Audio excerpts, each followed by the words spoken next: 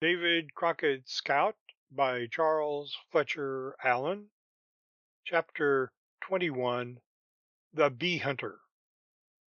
At Natchitoches, 40 bushels of frogs to the acre. The bee hunter casts his lot with Colonel Crockett and Thimblerig. The welcome at Nacogdoches. Davy's parting speech. The bee hunter says farewell to Kate. The journey to the Rio Trinidad. Encounter with the pirate and the Indian hunter. They also enlist with the colonel. Chasing the buffalo and separation of the party. Davy and the mountain lion. The spectacle of Halley's comet. A party of Comanches surround Thimblerig. The party reunited. Encounter with Mexicans. In sight of the Alamo. Welcome at San Antonio. The next morning, after an early walk along the lowlands of the river, which were said to produce each year 40 bushels of frogs to the acre, with alligators enough for fences, Davy was standing in front of the village inn, where he heard a clear and musical voice break into song.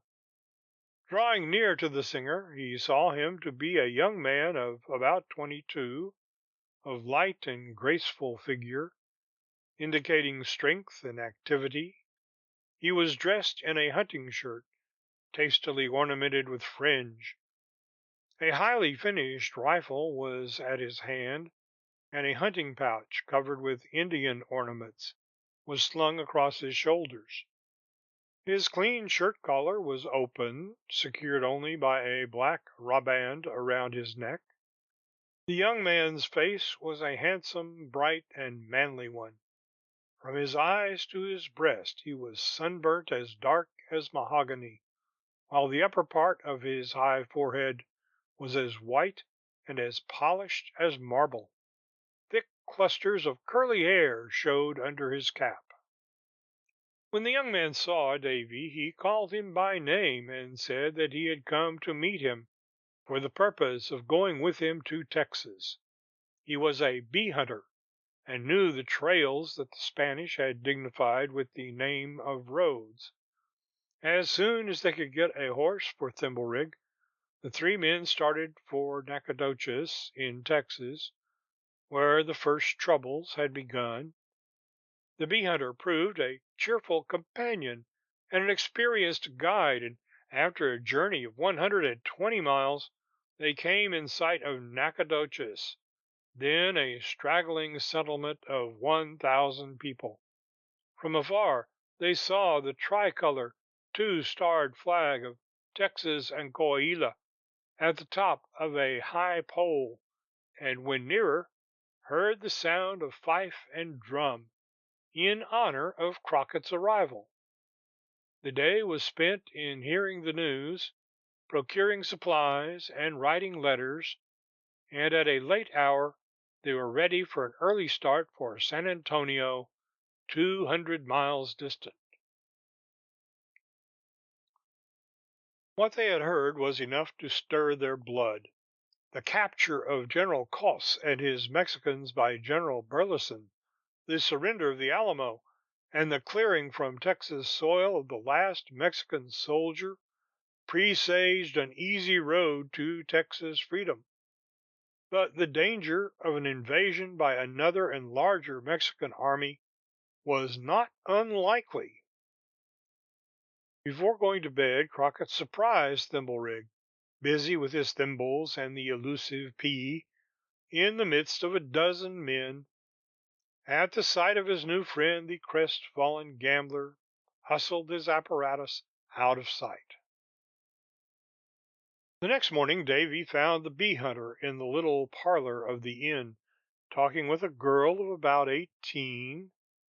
Davy says she was as lovely as the wildflowers of the prairie, and when she courtesied to Davy and looked farewell into her lover's face, the old scout and hunter turned away with tears in his eyes. A gourd for water, a pocket Bible, and some other little tokens of her thoughtfulness and love, she gave to the handsome recruit, and he was ready to go. In front of the inn, Crockett made a short speech before mounting his little mustang. Standing with head uncovered, he said at last, "I will die, if I must, with my Betsy in my arms. No, I will not die. I'll grin down the walls of the Alamo, and we'll lick up the Mexicans like fine salt."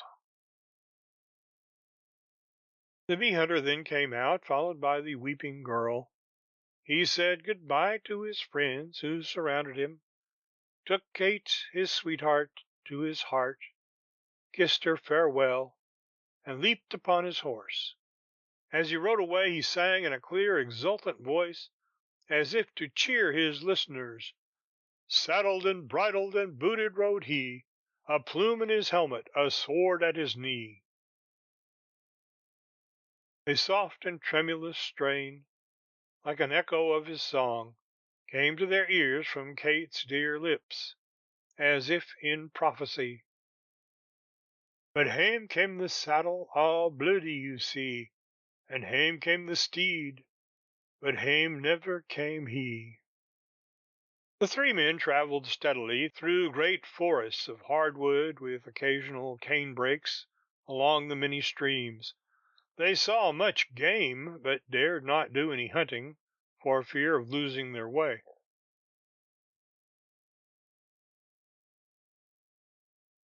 On the second day, the Trinity River was reached, 70 miles southwest, near where the town of Crockett stands.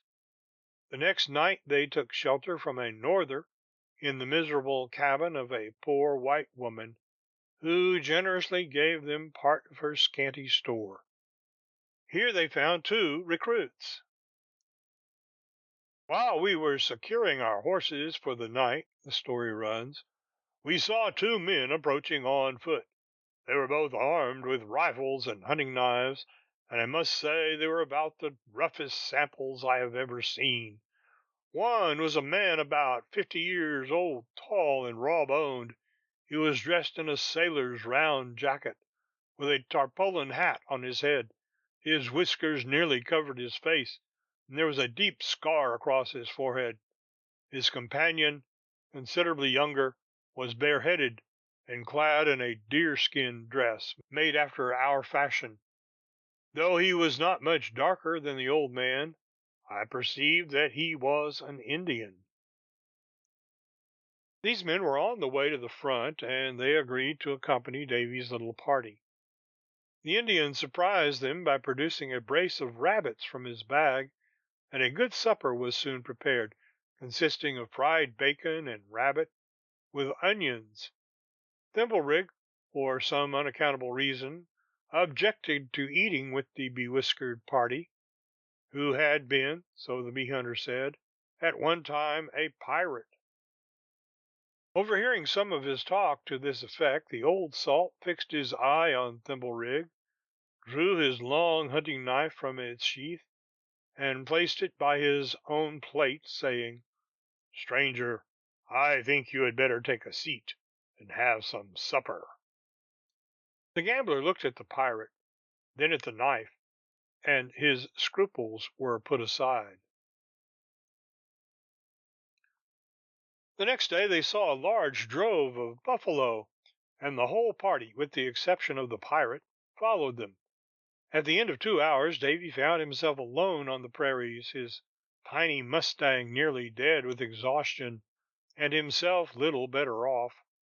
Too tired to think of going on, Davy prepared to camp near a stream where a fallen tree offered shelter from the wind. As he was inspecting the place, he saw a great mountain lion about to spring upon him.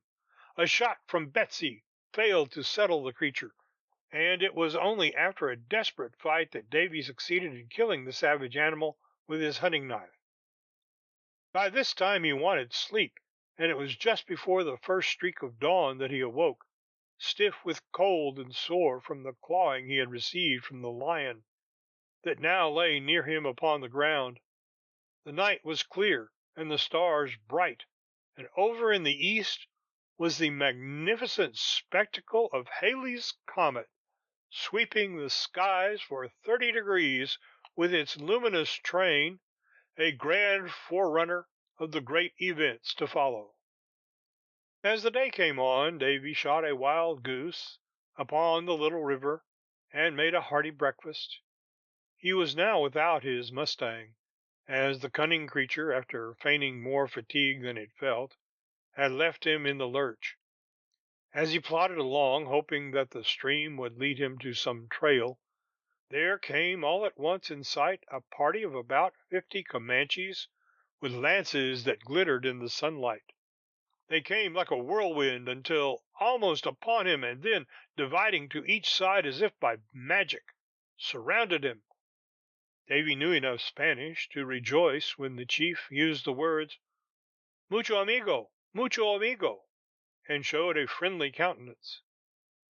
When he saw the cougar that Davy had killed with his knife, he was eager to adopt the hunter into the tribe, and when the scout declined the honor, the chief insisted on escorting him as far as the place where the San Antonio trail crossed the Colorado.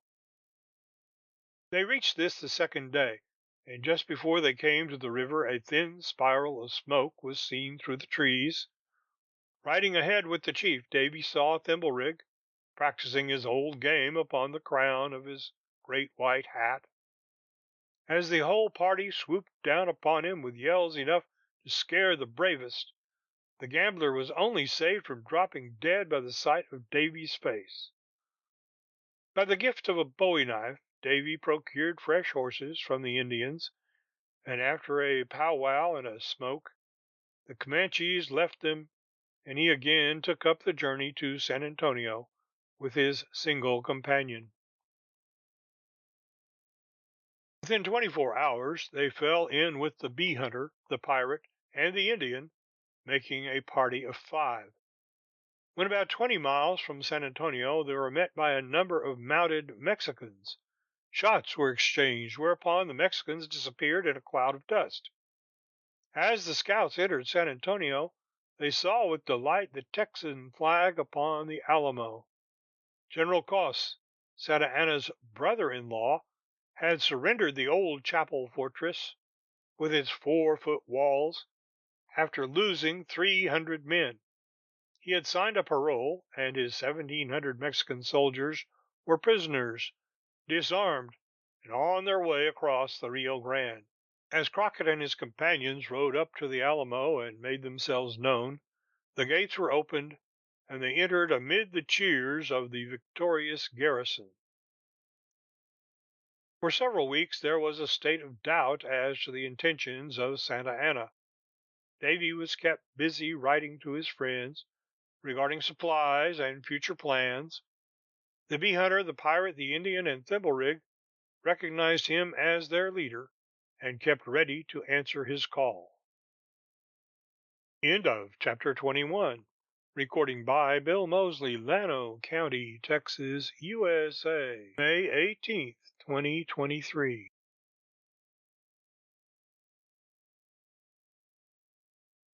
Chapter 22. The Alamo Besieged. The city of San Antonio de Bejar, the crumbling monuments of Spanish supremacy, a place of surpassing interest to travelers, the spirit of revenge. The morning of Washington's birthday, 1836. Davy, the scout once more, watches the coming of Santa Anna and 4,000 men. The Alamo prepares for the last struggle. The bee hunter salutes the Lone Star flag. The pirate goes for help to Goliad. But one man deserts the garrison of the Alamo. The beginning of the siege on February 24th. Thimblerig is struck by a bullet and takes revenge. The pirate is seen returning, pursued by Mexicans, and the bee hunter leads a party to his relief. The pirate dies of a bullet wound at the gates of the fort, and the bee hunter is fatally injured. The bee hunter's death. Farewell to Kate of Nacogdoches. The red flag on the walls of the San Fernando church. Orders to the Mexican army for the assault. It is not possible here to repeat the history of San Antonio de Bejar. As the site of crumbling monuments of early American history, it has no rival. The Alamo, last remnant of the mission that was at one time at San Ildefonso, near Santa Fe, is the restored chapel of its brotherhood. Its massive walls are the same that have met the many shocks of battle for 200 years. There the wild Apaches and Comanches found a stronghold to check their ravages, and there the equally savage men of fairer skins slaughtered each other with grim delight.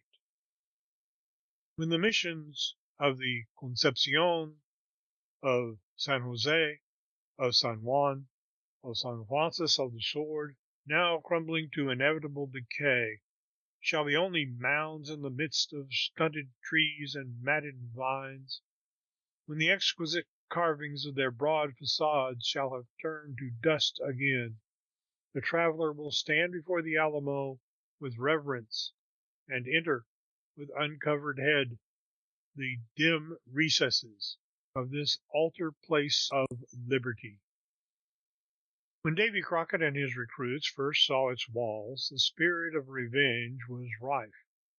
The butchery at Tampico of 30 American adventurers captured in the schooner Mary Jane, in spite of the $100,000 ransom offered, and the murder of Governor Salcedo, 2 other Mexican governors, and a dozen officers and hidalgos by Gutierrez and Delgado, Mexican rebels who were allied with a force of Americans camped about the Alamo, had wrought the racial hatred to a frenzy.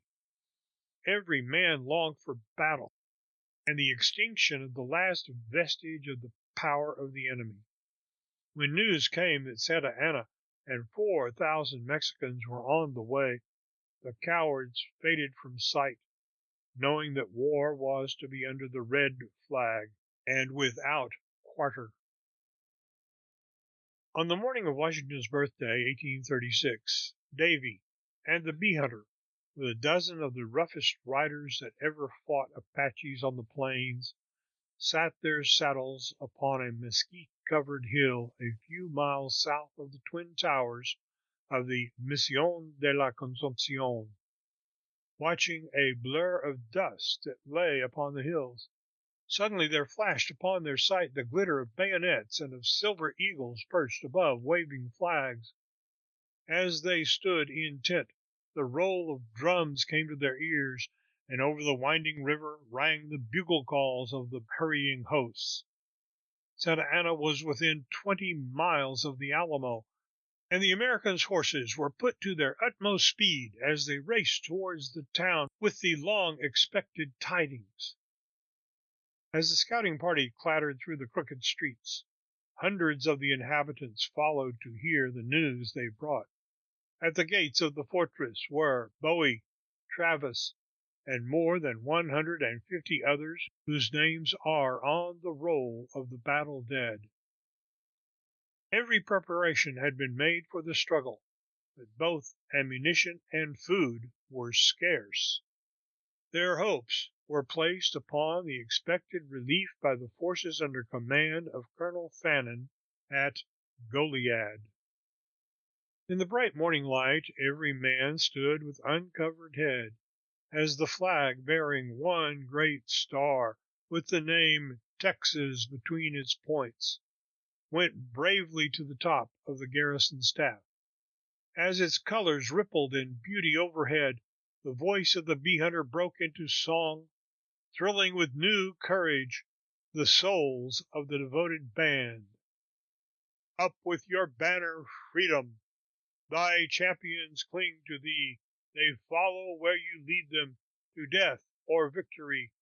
Through all the smoke and flame of war, forever shines the single star. During the afternoon of this day, or perhaps after dark, the pirate, the Indian hunter, and two others volunteered to carry an urgent appeal to Fannin, who was supposed to be about 100 miles away. They had scarcely made their way out of the fort when 30 men from Gonzales came in, tired and dusty, after eluding the rapidly concentrating forces of Santa Anna.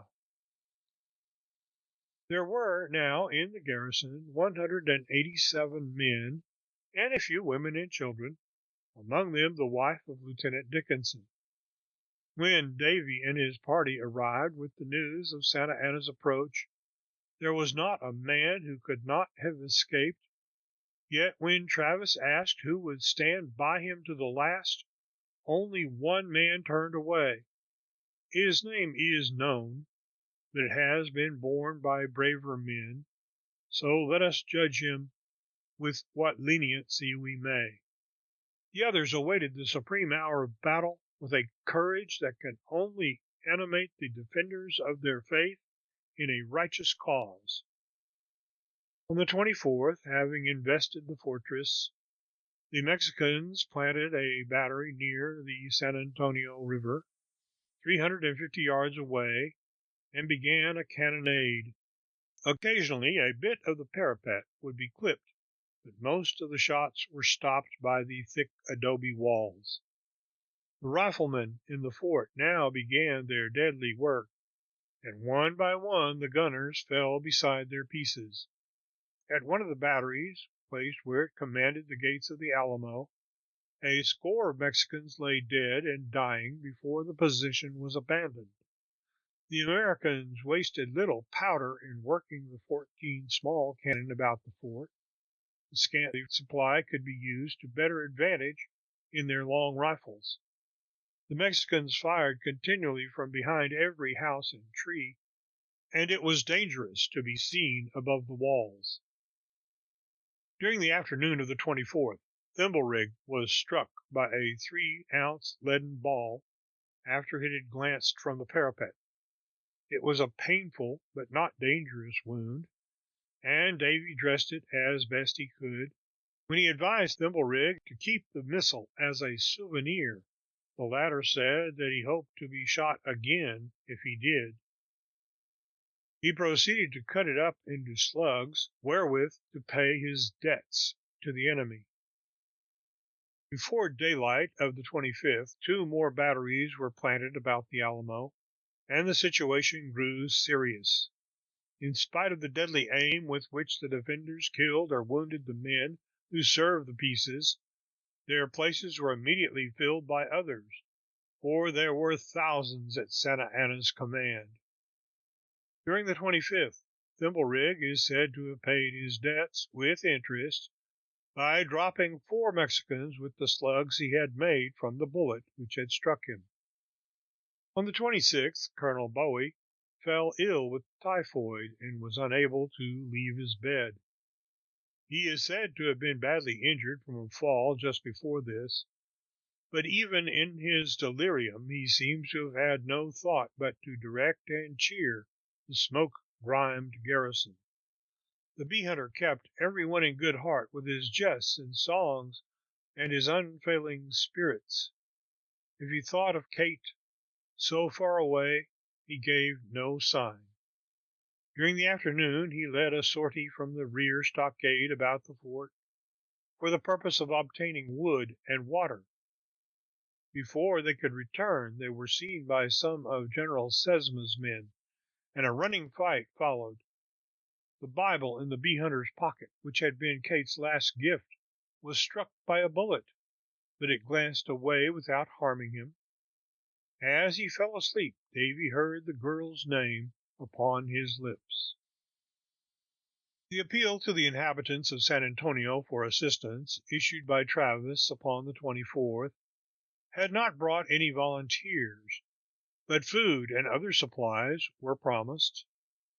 To obtain these it was necessary to send out picked men after dark, and considerable forage and grain was brought in during the 28th and 29th. There took place among the enemy about this time certain movements that might have been caused by the approach of Colonel Fannon's command. For a while the slightest hope was enough to raise the spirits of the garrison. Every day gained made the possibility of relief seem more probable. But as night after night fell about the city, with the enemy's lines drawing ever closer, it was hard to fight with a cheerful faith.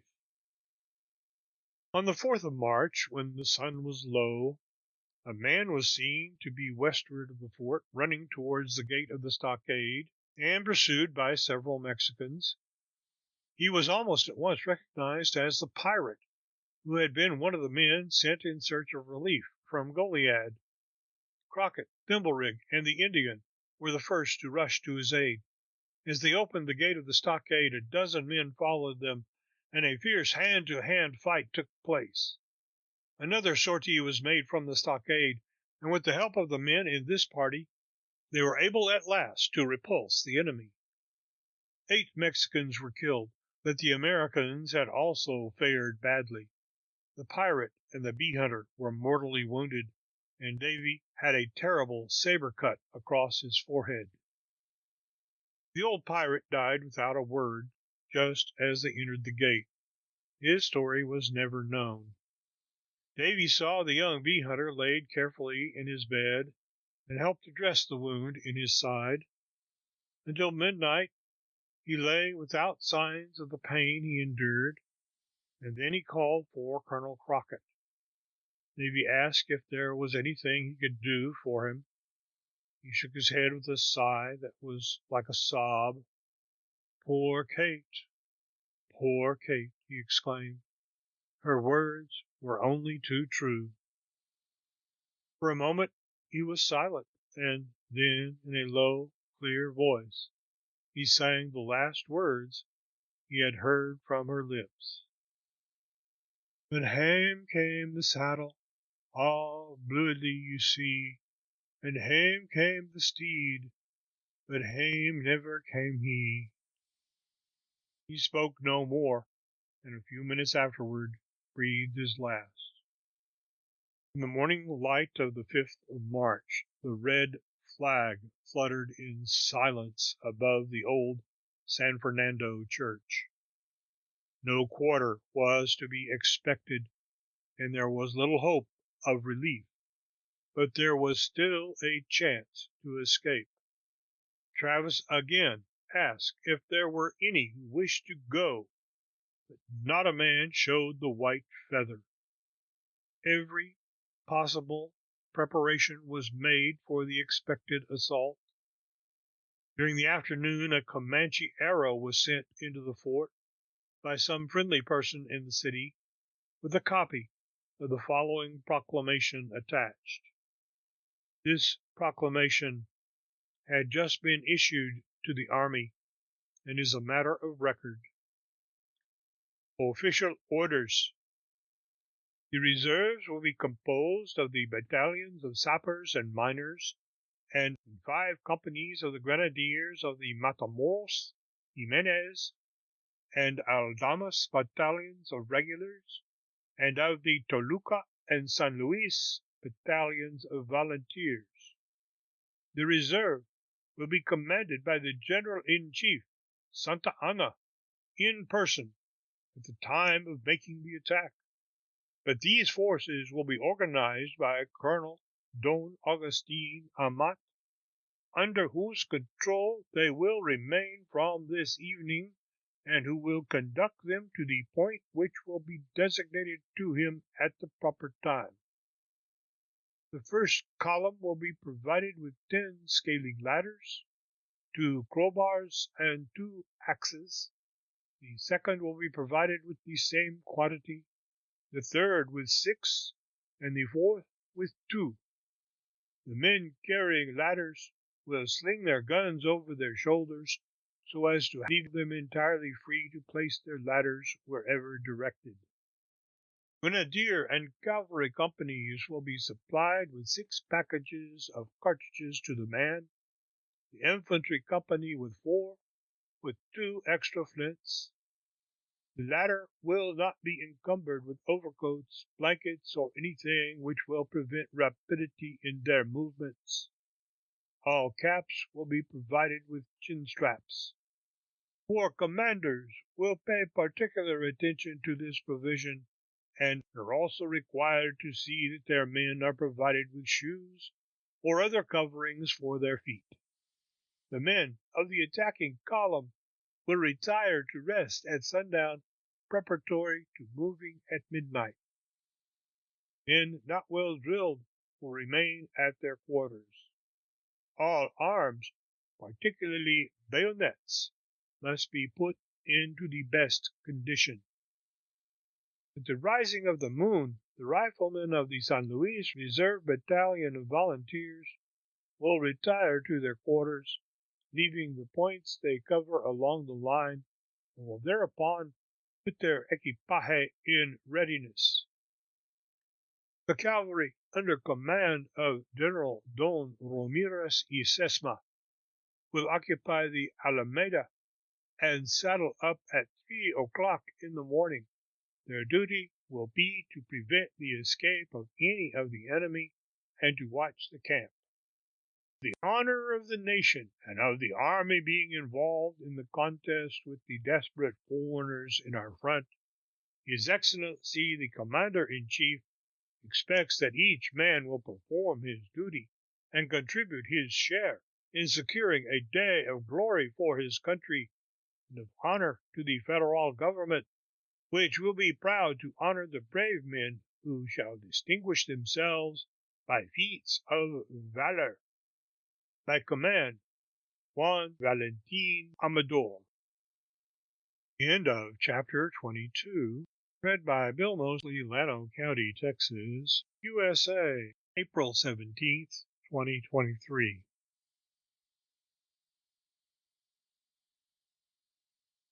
Chapter 23. The Mexicans Charge. The devoted little band makes ready to measure swords with their enemies. The bugle blows as the Sabbath breaks. The Mexicans charge the Alamo with 2,500 men. A terrible slaughter outside the walls. The death of Colonel Travis.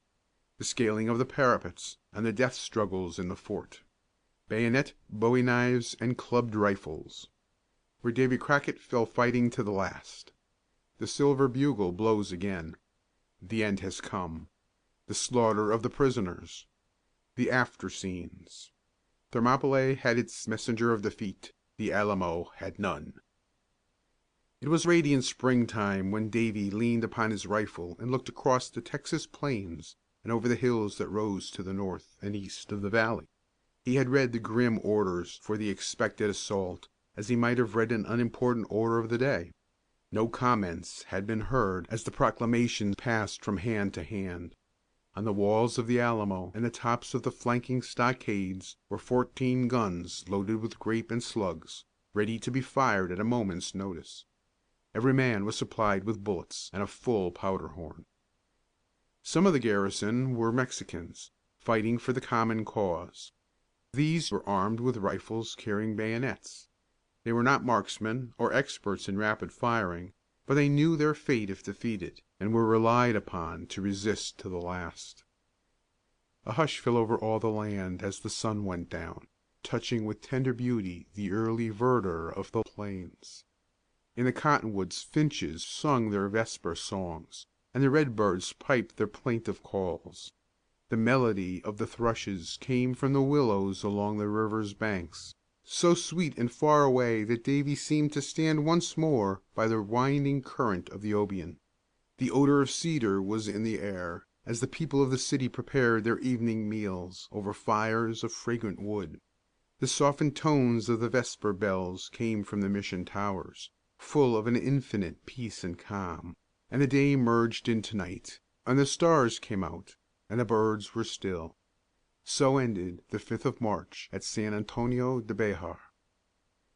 The fitful sleep of the garrison came to an end when word was passed around that activity had begun in the camp of the Mexicans.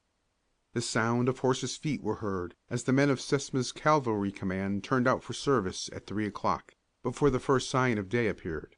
By 4 o'clock the tramp of moving posts had ceased, and in the bright moonlight the glitter of bayonets showed that the forces that were to make the assault had taken the positions assigned them. Every American took his place upon the walls of fort or stockade, and saw that the priming of his gun or rifle was renewed. As the first glimmer of dawn came out of the east, the fateful winding of a bugle broke the stillness of the Sabbath morn. Voices were faintly heard in stern command, and then, like the sweep of a tidal wave, mingled with the earthquake's sullen roar, the unleashed hosts of Santa Anna swarmed against the massive walls of the Alamo. When near the fort, they were met by a storm of grape and slugs and the bullets of the riflemen.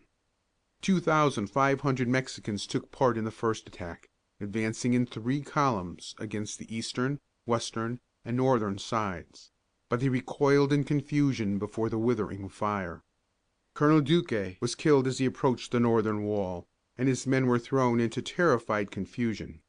Upon the other sides of the fortress the attack was at first repelled, but behind the shrinking men who faced the first fire came the forces in reserve, until they outnumbered the defenders 15 to 1, and at last they reached the walls. Finding it impossible to scale them, the whole assault was directed against the stockade upon the northern side. Here the walls were comparatively low, and the ladders could be used. In the meantime the men within were loading and firing with desperate energy. The slaughter was terrible, and 200 or 300 Mexicans had fallen before the partial shelter of the walls was gained. Here they were safe from the fire of the cannon overhead, but at so close a range almost every bullet found a victim. Only the knowledge that others were hurrying to their support kept them from fleeing for their lives. Travis had been killed at the northwestern angle of the parapet, while working one of the cannon defending a small breach that had been made.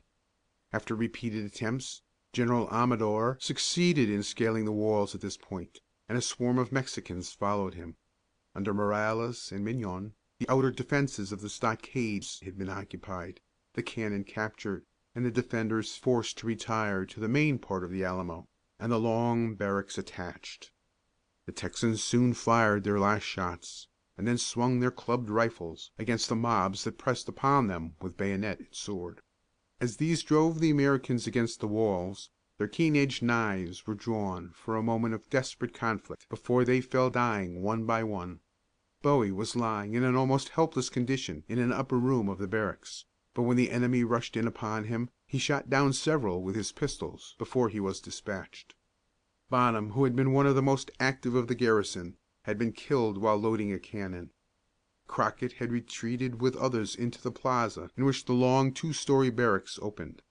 The last that is known about him is that his mutilated body was seen near the main walls of the Alamo by Mrs. Dickinson, whose life was spared by the Mexicans.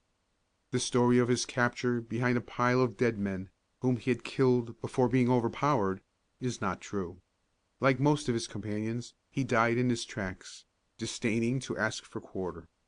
A few of his comrades are known to have attempted escape by hiding in the barracks, an act which was entirely justifiable, for the fighting was over, and longer resistance was useless.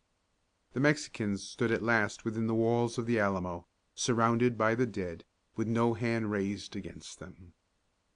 The conflict had been terrible, but was soon over. It was yet an hour before the rising of the sun upon the plains, when the calm, sweet notes of a bugle sounded from the midst of the drifting smoke above the captured fort. The bands without were hushed, and the fierce daguerreo was no longer needed to incite to fury and frantic assault. The Lone Star flag that had been so proudly raised upon Washington's birthday lay trampled in the dust, and in its stead the tricolor of Mexico flaunted in the morning breeze.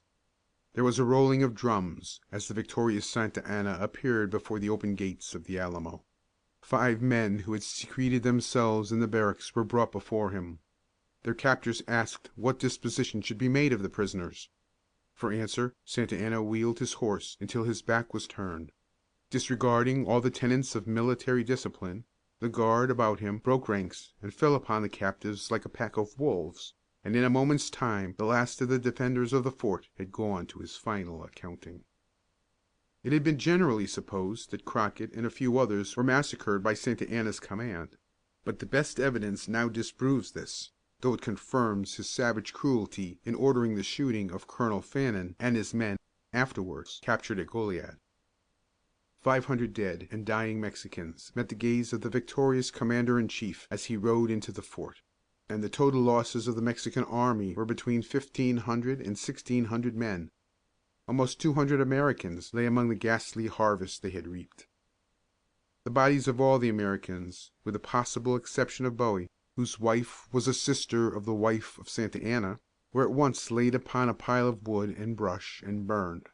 The Mexicans' own dead were buried, and preparations were made for the extermination of the last vestige of rebellion. In February, 1837, Colonel Seguin removed the ashes and charred bones of the funeral pile of the defenders of the Alamo, and buried them near the fort. In after years a small monument was set up in the entrance to the State House at Austin, built from fragments of the stockade against which the tide of battle swept with such fury on that quiet Sabbath morn. Upon this monument are the names of 166 men who met death before the bugle rang above the old church walls. Among the first is the name of Davy Crockett. The Alamo is now cared for by the Society of the Daughters of the Republic of Texas. The patriotic ladies who compose this society have done everything possible to restore and preserve the historic building. The 4-foot walls are intact, and the roof has been rebuilt. The custodian is always in charge, and many objects of interest have been collected and placed on exhibition. Pictures of Crockett, Travis, Milam, Burleson, and others are hung upon its walls. The most characteristic of all the pictures of Davy Crockett is one painted by John L. Chapman in 1834, while Crockett was in Congress.